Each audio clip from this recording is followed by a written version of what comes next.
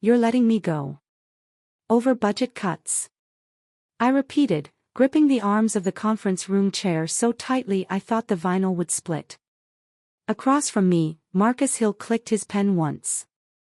Twice. Then folded his hands like he was a damn priest delivering last rites. It's not personal, Clara, he said with that slick voice of his. We're facing financial pressure. Senior staff are expensive. Darcy from HR, seated awkwardly beside him, gave a tight smile like she wanted to be anywhere else. The folder she slid toward me was thick. Too thick for just severance paperwork. I'm 4 months from pension vesting, I said. You're cutting me now. After 26 years. Marcus didn't blink. This isn't about tenure. It's about agility. Agility. That was the word of the week. I wanted to laugh. I've flagged 14 financial irregularities in the past 2 years, I said. You ignored every single report. Told me, we'll handle it internally. I have the emails, Marcus. He shrugged. We've reviewed your concerns. Nothing illegal. Just, aggressive optimization. Bullshit, I snapped, standing up. I know what this is. You don't want a record of me pushing back when you cook the books. You want a fall person, one who's not here when the walls cave in. Darcy shifted uncomfortably but said nothing. Marcus opened his laptop and pretended I no longer existed. I picked up the severance packet, tore the top page in half, and dropped it back on the table. You just made the worst mistake of your career. I'm Clara Bennett, 62 years old, and last Thursday, Northgate Components, the Milwaukee tech giant I gave my entire adult life to, threw me out like expired inventory. But they didn't fire some tired old pencil pusher. They fired the woman who kept every receipt. I didn't cry when I got home. I didn't even take off my blazer. I walked straight to the den, unlocked the bottom drawer of my filing cabinet, and pulled out the 3 binders labeled Discrepancies, Invoices 2020 to 2024. COO Correspondence, flagged.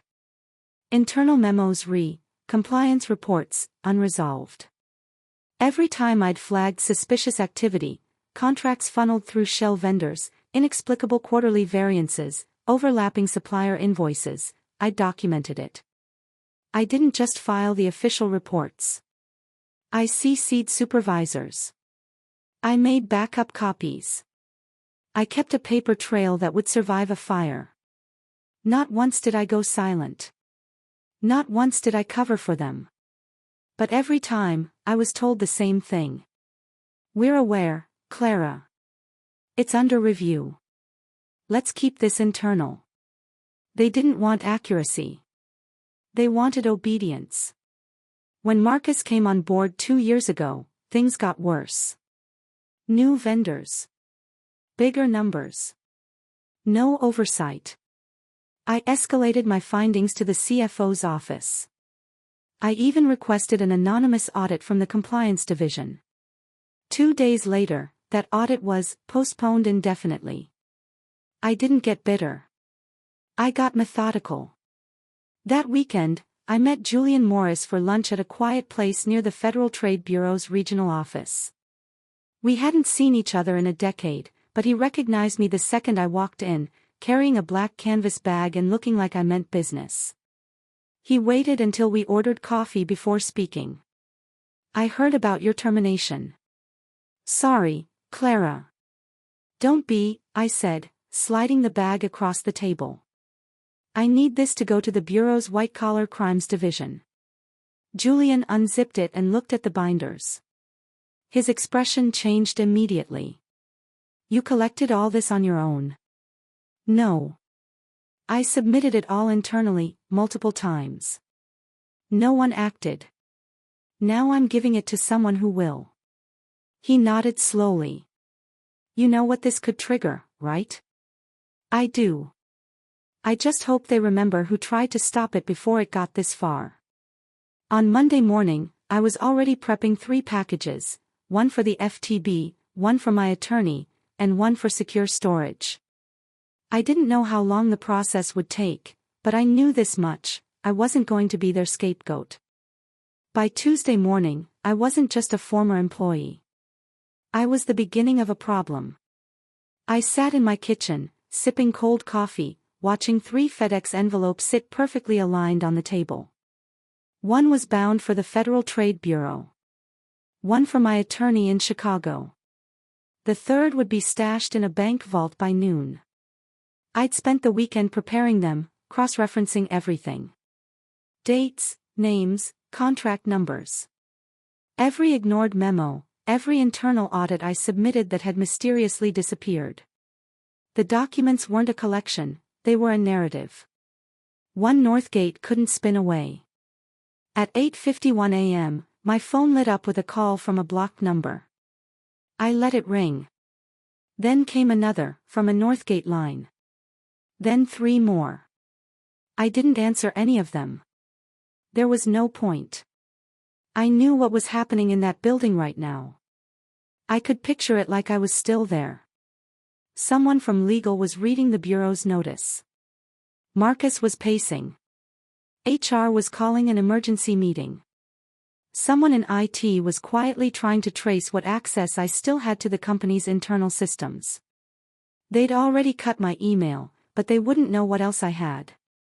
At 9:32 a.m., I got a text from Marissa, my former junior analyst. Marcus canceled all finance check-ins. Legals camped out upstairs. Are you okay? I sent back a single emoji, fire. Then I shut off my phone. Let them stew. The rest of the day was spent assembling a timeline. I'd already written one, of course. I'd been updating it regularly over the past year. But now it had to be bulletproof. Every internal flag I'd raised, every instance I'd been told to hold off, redirect, or escalate later. Each time I'd done the right thing, only to be ignored or, eventually, punished for it. I was methodical, but not reckless. I knew the difference between internal dysfunction and federal-level fraud. This wasn't some minor budgeting error buried in the books. This was sustained, deliberate manipulation of financial statements, directed by executives, approved by Marcus Hill, and padded by fraudulent vendor contracts. And I had the paper trail to prove it. Wednesday morning, I got a call from Julian Morris. He was already talking like an investigator.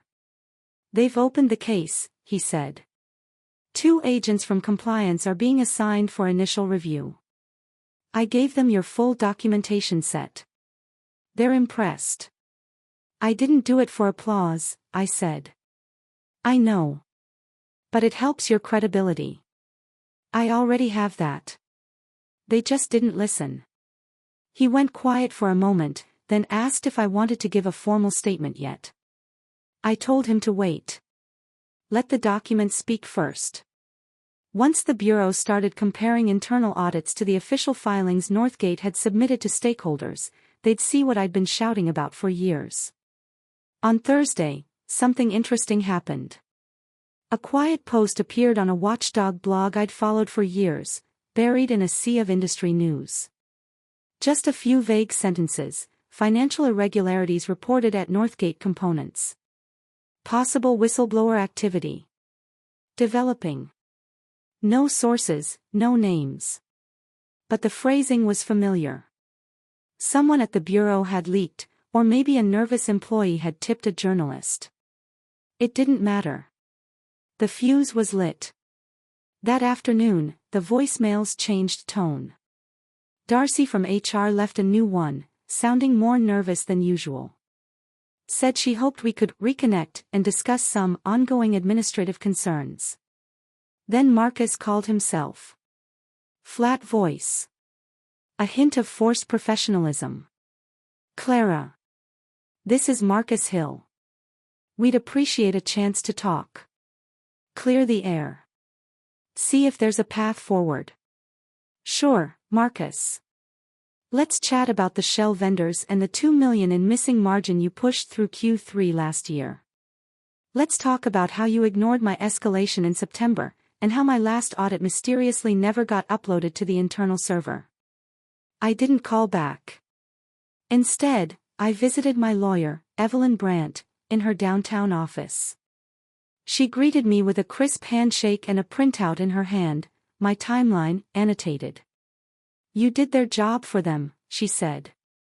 "This is better than most forensic reports I see from corporate firms." "I've been preparing it for years," I replied. "I just didn't know I'd have to use it." She explained that we were now officially under whistleblower protection. That meant they couldn't legally retaliate, not that it would stop them from trying. We discussed the potential fallout. If this went to enforcement, and if penalties were levied, I could be entitled to compensation. I told her I didn't care about the money. She didn't argue. Just noted it. The important thing was this: I wasn't just some bitter employee with a grudge. I was a witness. A reliable one. By Friday, the calls had stopped. The silence was telling. I pictured them scrambling. Rechecking internal audits. Trying to figure out how much I knew, what I'd kept, who else might talk. I pictured Marcus yelling at interns, slamming doors, drafting weak statements. He'd been smart enough to build the scheme, but not smart enough to clean up the evidence. That was always the mistake, assuming no one would dig deep. Or assuming the one who could would stay silent forever. That weekend, I met with Julian again. This time, we talked details. He told me the Bureau had started reviewing ArcLight vendors. Said their corporate structure was paper-thin, and half the invoices were routed through a mailbox drop in Nevada. Just as I'd flagged 2 years ago. I smiled. Not because I was glad it had all gone wrong, but because I'd tried to stop it, and now the people who dismissed me were finally facing consequences. And this was only the beginning. Because when you ignore the truth long enough, it eventually knocks on your front door. With a subpoena.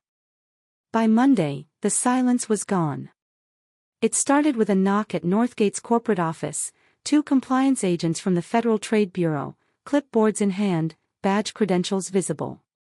They didn't arrive with sirens or shouting. They didn't need to. Just their presence was enough to set off alarms. That same morning, a request for documents was delivered to the legal department: 5 years of audit records, vendor contracts, and internal memos. By noon, Northgate went into lockdown mode. Scheduled meetings disappeared off calendars. Internal systems froze. Several employees were pulled from their desks and ushered into private review sessions. The rumor mill spun itself into overdrive. Marissa texted me from a personal account: "Compliance is here. They look serious. People are whispering. I think it's real now." It was very real. And yet, Northgate still tried to get ahead of the story. That afternoon, I received an email from a Northgate attorney, not just HR, but legal counsel. It was formal, polished, and clearly run through a half-dozen risk managers. They offered me reinstatement. Full title, back pay, and a quiet pathway to retirement that included a glowing company statement. No apology. No acknowledgement. Just an offer to shut me up. I didn't respond. Evelyn, my attorney, did. In one line. Ms. Bennett has submitted documentation to federal regulators. She is not interested in negotiation. That night, the story finally broke. The Milwaukee Journal-Sentinel ran a front-page article: Northgate components under federal investigation following whistleblower report. No names were mentioned yet, but I didn't need them to be. Anyone who read it could connect the dots. My audit trail was described as detailed, methodical, and damning. I sat in my living room with a glass of tea, watching the local news scroll past with Northgate's logo in the corner. The anchor used the phrase, "serious allegations of systemic fraud." Let that sit with your investors, Marcus. By Tuesday, the dominoes began to fall. The board of directors announced a voluntary leave of absence for Marcus Hill. Voluntary. Sure. 2 days later, that turned into termination. 3 more executives quietly resigned, citing personal reasons. I recognized every one of them. Each had received at least one of my internal reports. Each had failed to act. Now they were acting quickly, just not in the direction they'd hoped for. Meanwhile, the bureau reached out again. They wanted a sit-down. Not just a document dump, but a formal meeting with their full investigation team. Julian was already coordinating it. Evelyn and I prepared a presentation, if you can believe that, slides, evidence indexes, correspondence chains. I'd never imagined using PowerPoint for this kind of justice, but it felt appropriate. The meeting was scheduled for the following Monday, in a quiet federal office 2 hours from Milwaukee. No press, no cameras, just facts. I spent the weekend preparing like it was my final audit. Because in a way, it was. My last gift to the company that thought they could bury me. That Monday, I walked into the regulatory boardroom wearing the same blazer I'd worn the day I was fired. It felt like armor now. The investigators were already there. I recognized one of them. He'd worked on a pharmaceutical fraud case the year prior. Sharp guy. No small talk, just nods and handshakes. They'd reviewed everything I'd submitted and wanted more context. How the fraud started. Who ignored the reports. What pressure I'd faced when I kept raising alarms. I answered every question.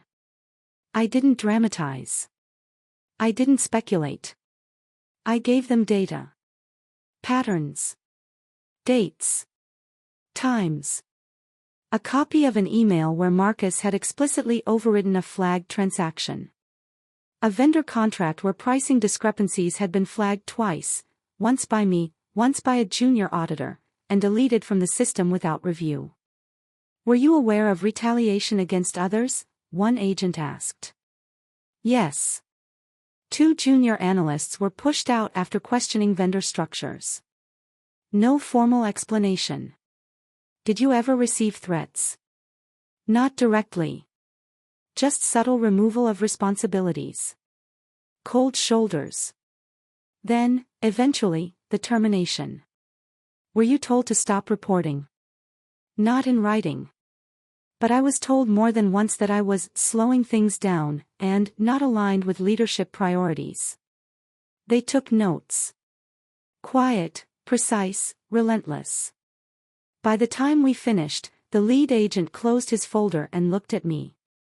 Ms. Bennett, this is one of the clearest documentation trails I've seen in a corporate case.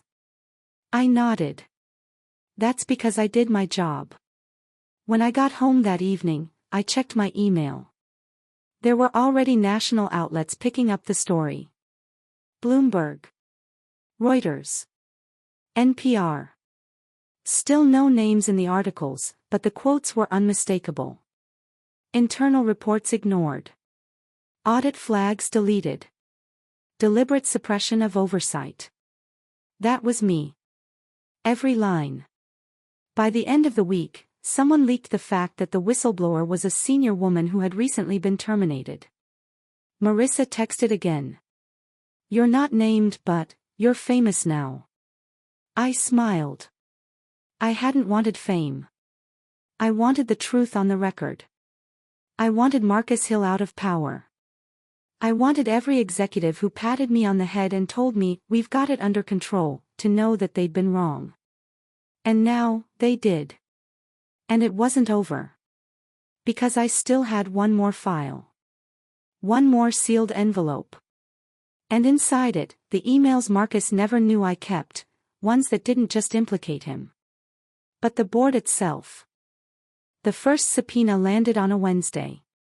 It went to Northgate's corporate headquarters, addressed to the board of directors. Not to Marcus Hill, he was already gone.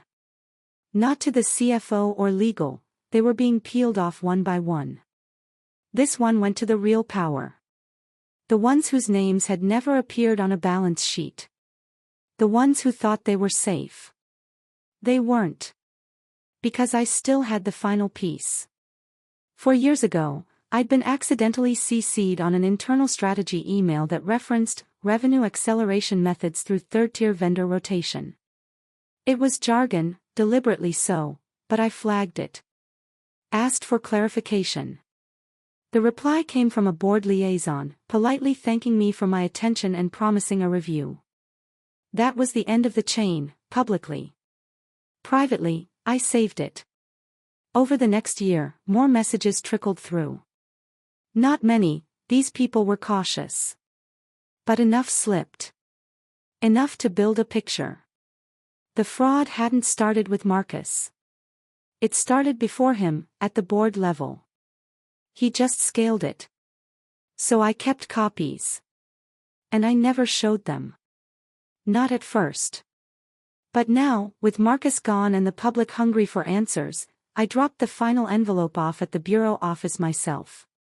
Walked it right up to the front desk and handed it over. Additional documentation, I said. The clerk looked surprised. More? Yes, I said, and smiled. From higher up. By Friday, 3 new board members announced their sudden retirement. Industry blogs lit up. Stock forums exploded. Northgate's share price dropped 9% in 2 hours. The official statement blamed ongoing legal distractions. The unofficial story, the one moving through journalists, regulators, and shaken shareholders, was much messier. I didn't celebrate. I watched. Because once you expose a system, it doesn't fall cleanly. It tears. And when it tears, it catches innocent people in the debris. Marissa messaged again, HR had started restructuring. Half the audit team was told to reapply for their jobs. I called her immediately. Save everything, I told her. Every email. Every document. Don't use the company laptop. She didn't ask questions. She was smarter than that. That same weekend, I got a request from the Wall Street Journal. They wanted an interview with me. On the record. I said no. Then ProPublica called. Not for an interview. They wanted help. They were investigating corporate oversight failure in publicly traded firms, and asked if I'd be willing to consult. Quietly. Not as a story, but as a source. That one I said yes to. Because now this wasn't about Northgate anymore. It was about fixing the whole damn system. Meanwhile, the Bureau pushed forward. A public notice was issued. Northgate Components was under formal investigation for corporate fraud, obstruction of internal audits, and falsification of financial statements submitted to federal authorities. The language was dry, but the weight behind it was enormous. And my name? Still not mentioned. But inside the Bureau's files, on page 1 of the original complaint, I was very much present. Listed as the primary reporting agent. Tagged as a cooperating witness. The first and most detailed source. Evelyn called me that afternoon. They've offered a settlement, she said. Of course they have. Consulting position. Non-disclosure agreement. Significant payout. And? I already told them no. But they'll keep trying. Let them, I said. I have a new job now. She chuckled. And what's that? Making sure they never get away with this again. The headlines kept coming. By October, 3 federal agencies were involved. The IRS wanted in. So did the SEC. Each department asked for interviews, testimony, clarification. I gave them all. Not once did I flinch. Marcus was officially charged, wire fraud, corporate malfeasance, obstruction of a federal audit. 2 of his former deputies flipped and turned over internal messages that backed up everything I'd submitted. One of them even cited my name. She warned us, he said. We didn't listen. The board? Still mostly quiet.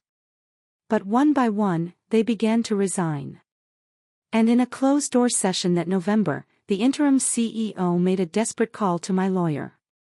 Asked if I'd consider consulting as part of corporate reform. I declined. Politely.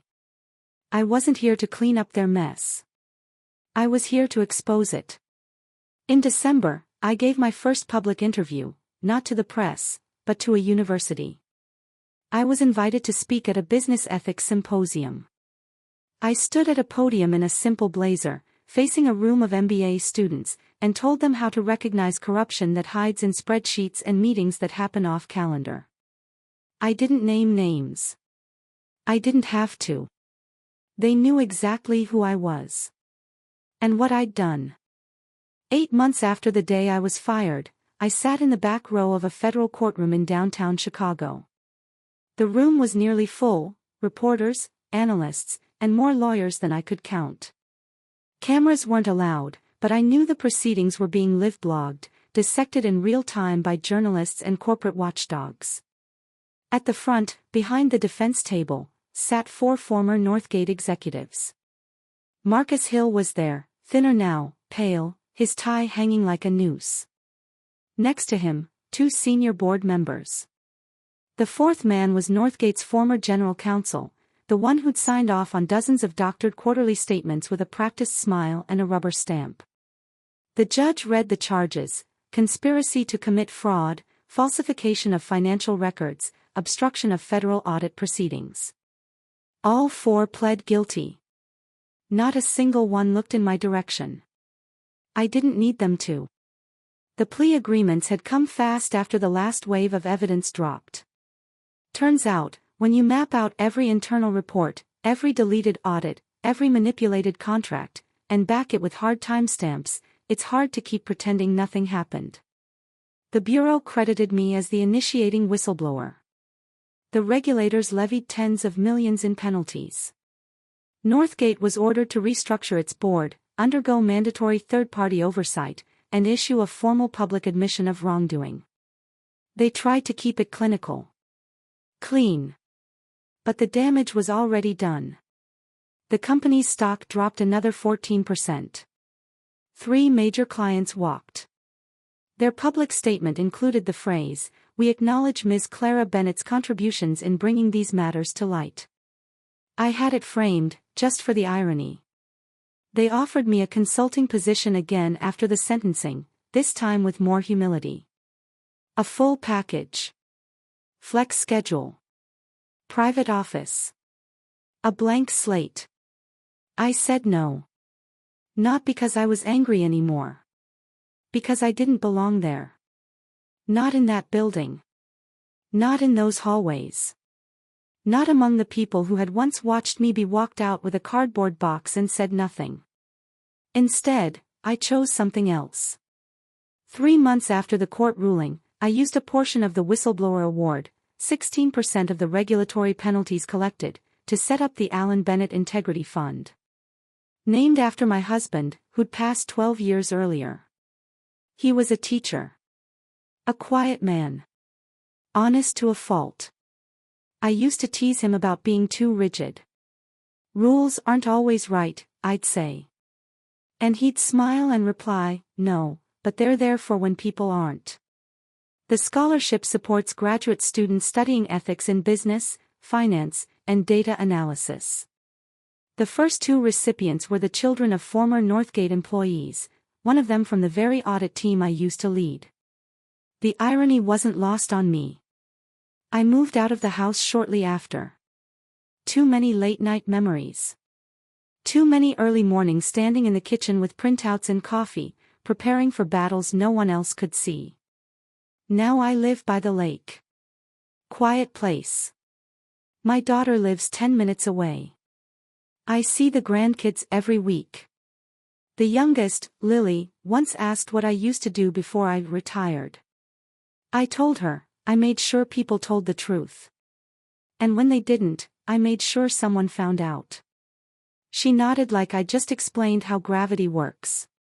Kids understand justice better than we think. Sometimes, I still get letters. From former colleagues. From young auditors who read about the case.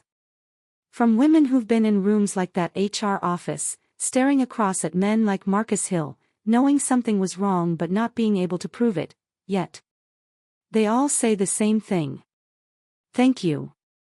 But they shouldn't thank me.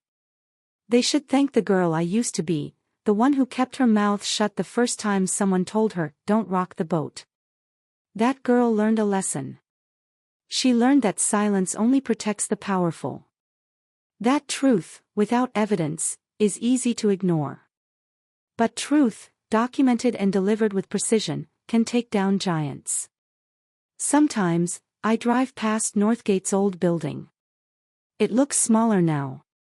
There's a new logo on the side. Different leadership. Different promises. I don't stop. I don't need to. They know I was right. And I'm not done yet. Next month, I'm giving a keynote at a national compliance conference. The working title: What Happens When the Quiet One Keeps the Receipts?